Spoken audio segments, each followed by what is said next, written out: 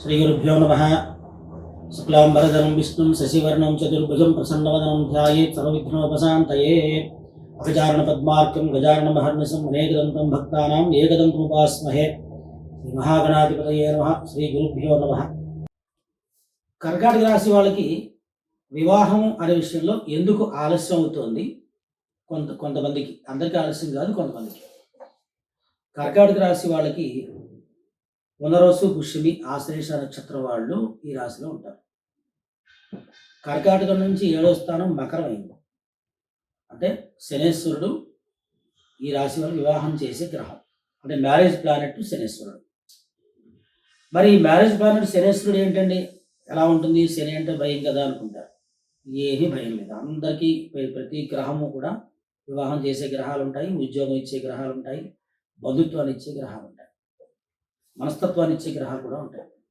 కాబట్టి శనేశ్వరుడు కనుక వీళ్ళ జాతకంలో కర్కాటక రాశి వాళ్ళకి బాగుంటే మంచి భర్త, మంచి భార్య లభిస్తారు. మరి శనేశ్వరుడికి ఎలా చేసుకోవాలంటే, ఒకవేళ వివాహం ఆలస్యం అవుతుంటే ఎలా? జాతకరీత్యా డేట్ ఆఫ్ బర్త్ టైం బట్టి చెప్పేది అది వేరే. ఇది మాత్రం ఖచ్చితంగా రాశి అని తెలుసుకుంటే కనుక రాశి నుంచి 7వ స్థానంలో ఉన్న గ్రహాన్ని చేస్తే కూడా వివాహానికి ఇబ్బందులు తగ్గుతాయి.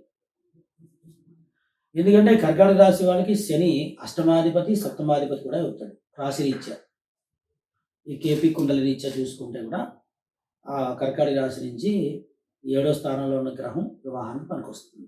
ఒకవేళ శనేశ్వరుడు అక్కడ లేడు అనుకుందాం, శనేశ్వరుడు 7వ స్థానంలో లేక గురుడు ఉన్నాడు అనుకుందాం. గురుడు మరి నీచ పడతాడు వక్ర రాశిలో, కాబట్టి వివాహానికి ఇబ్బందులు వస్తాయి. అలాగే శనేశ్వరుడు కనుక అష్టమంలో ఉన్నా, తన స్థానంలో తనున్నా సరే కుంభరాశిలో వివాహం ఇతర ఇబ్బందులు వస్తూ ఉంటాయి.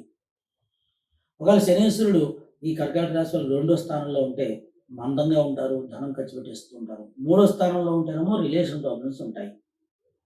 అంచేత వీళ్ళు చేయాల్సినటువంటి రెమెడీస్ ఏంటంటే, కర్కాటక రాశి వాళ్ళు ప్రతి సోమవారము, శనివారము ఈశ్వరుడికి అభిషేకాలు చేసుకుంటూ బియ్యము, తర్వాత పెసలు, నువ్వులు దానం ఇస్తుండండి.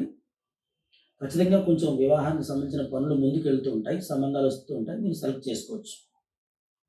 అలాగే శని ఈ యొక్క చంద్రుడు, కర్కాటక రాశి అధిపతి చంద్రుడు, బంధుత్వ స్థానాధిపతి బుధుడు, వివాహ స్థానాధిపతి అష్టమాధిపతి శని, ఈ 3 గ్రహాలకి, అంటే చంద్ర బుధ శని, ఈ 3 గ్రహాలకి జపశాంతులు చేయించి దానాలు ఇప్పించి వీళ్ళకి లక్ష్మీనారాయణ హోమం చేయించండి. తప్పకుండా మంచి సంబంధాలు దొరుకుతాయి.